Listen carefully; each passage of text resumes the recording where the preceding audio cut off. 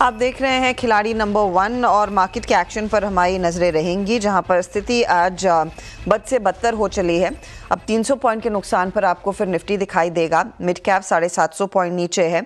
एक बार sectoral situation आपकी screen पर रख देते हैं, वो पूरा सेक्टोरल ग्रिड आपको दिखेगा, तो उसमें साफ समझ में आएगा कि किस सेक्टर ने सबसे ज्यादा दबाव डाला है मार्केट पर।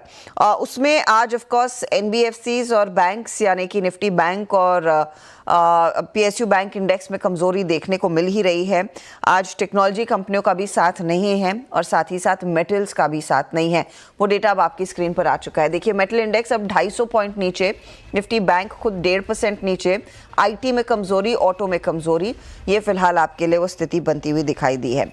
अब मेटल्स में जो 2.5% तक का नुकसान देखने को मिला है, उसके पीछे क्या कारण है? ऐसा क्या हुआ है कि मेटल्स में अचानक ये सेल साइड की पोजीशंस बढ़ने लगी हैं? श्रेया हमारे साथ जुड़ गई हैं इसी डेटा के साथ। श्रेया बताइए, परसों तक अच्छी तेजी थी, आज फिर पूरा मूड बिगड़ गया है। बिल्कुल, परसों तक अच्छी तेजी, आज मूड बिगड़ता जा रहा है। जैसा कि आपने बताया कि सेक्टोरल पे नजर डाले तो सबसे ज्यादा डेंट जो है वो मेटल सेक्टर पर देखने को मिल रहा है। 2.5% से ज्यादा की गिरावट मेटल सेक्टर पर आज देखने को मिल रही है और आज की गिरावट ने पिछले 6 दिन की तेजी पर ब्रेक लगा दिया है। पिछले 2 वीक में मेटल सेक्टर दूसरी बार ये टूटता दिखा है और कुछ ऐसे काउंटर्स है इस पर्टिकुलर सेक्टर के जहां पर डेंट ज्यादा पड़ता दिखा है। सेल जैसा स्टॉक 5% से ज्यादा गिर चुका है। लेकिन सवाल आखिर ये कि मेटल सेक्टर पर दबाव आज दिख क्यों रहा है? देखिए, कई सारे फैक्टर्स हैं।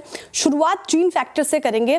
चीन में इकोनॉमी थोड़ी सुस्ताई है, जिससे डर बढ़ा है। साथ ही चीन ने जो रिफॉर्म पैकेज का ऐलान किया था, उसमें कोई क्लैरिटी अभी दिख नहीं रही है। इसके अलावा डिमांड में भी कमजोरी आती दिखी है, जिस पर दबाव देखने को मिल रहा है। इसकी वजह से इस सेक्टर पर थोड़ा दबाव है। एक और कनेक्शन है यूएस कनेक्शन।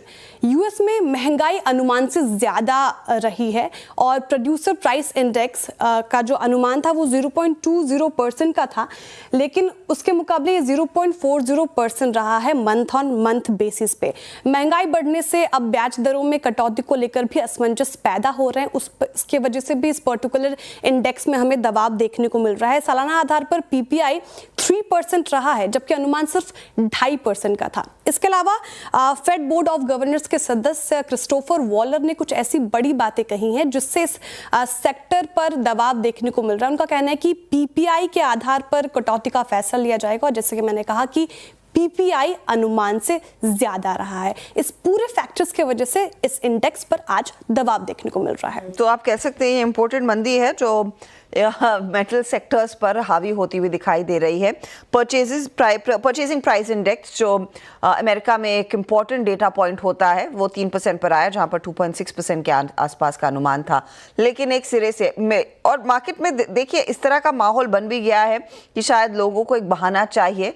अब वही बहाना आपको मेटल कंपनियों में मिल भी रहा है। एक काम करते हैं, एक ब्रेक लेंगे। ब्रेक के बाद ब्रिजेश, कपिल और रूपक के एक ट्रेड्स बचे हैं, तो उनके पास कुछ आइडेंटिफाइड स्टॉक है या नहीं, उस पर भी बातचीत होगी और ओवरऑल रिकैप भी आपके लिए लेकर आएंगे ब्रेक के बाद।